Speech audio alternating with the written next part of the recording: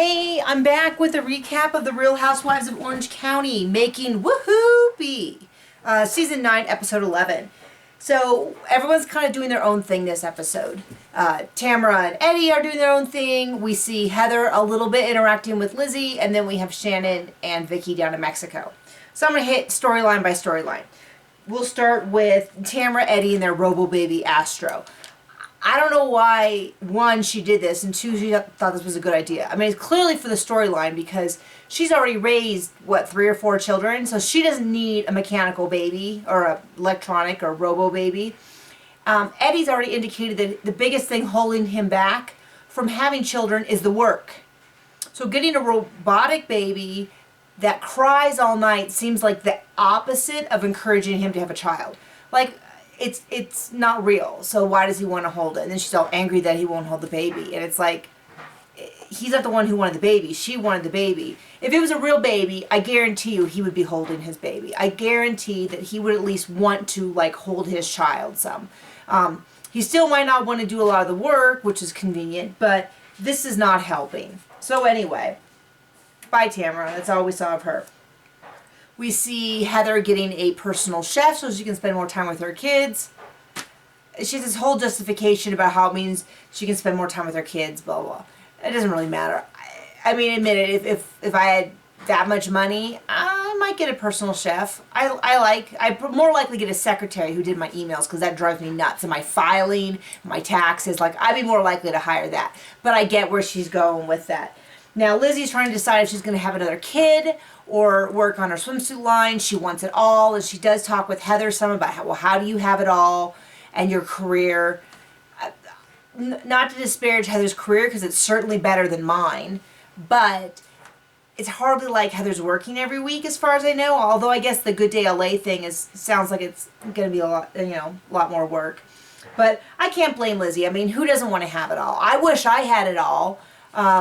I do have a home and a husband and my health and a family, so I have quite a bit, but I get the idea of having a career purpose and being able to have that as well. And I'm right there with you.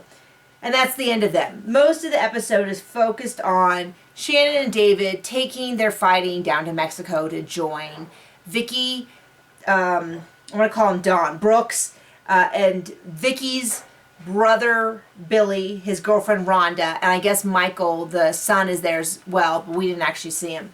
So Shannon and David show up. Oh, this is so beautiful. It is really, really beautiful. Although, after the disasters I've had in Mexico, I'm not going back. So we got that poor Korean girl deported. It was awful.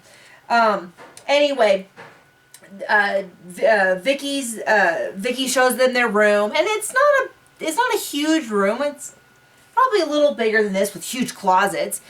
And it says, if this isn't good, I'll trade you rooms. And insist over and over. Oh, Shannon says, it's just fine.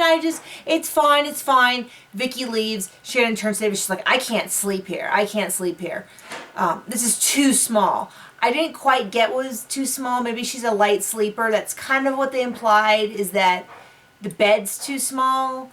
But if it was just the room was too small, they're not moving in. I found it very confusing. But my husband is a really super light sleeper, and he sleeps much better now that we have a king-size bed. So if that's the case, I'll kind of give her a pass on that. We'll see. Anyway, you just see David and Shannon just pick at each other and pick and pick and pick. They go out on the jet ski, and they're okay with that. And they go out to dinner, and she just picks at him all the time. And then he reacts to that, and sometimes he picks back. Anyway, this whole thing about something about if he drinks tequila or not. And she gets up and she leaves the table. The biggest thing is her interviews just throw him under that bus. I mean, are they separated now? Because that, even if the fighting wasn't going on, if he saw those interviews, he would be pretty upset. I would be upset if I found out my husband was telling the whole world that I'm passive aggressive and I do all this stuff and no one ever sees it. And I would be pretty upset. Anyway, she's really upset because she feels misunderstood. I'm guessing that he feels a little attacked. Anyway, she's so embarrassed because everyone sees their fights. Then she goes back to the table in front of everyone. She's like, maybe next time you could not make me look like a bitch. In front of everyone. And it's like, well, that's definitely gonna let everyone know you're fighting. So it's just really super, super awkward. And that is the Mexico trip. So I guess we're gonna follow up on that next week and see how it goes.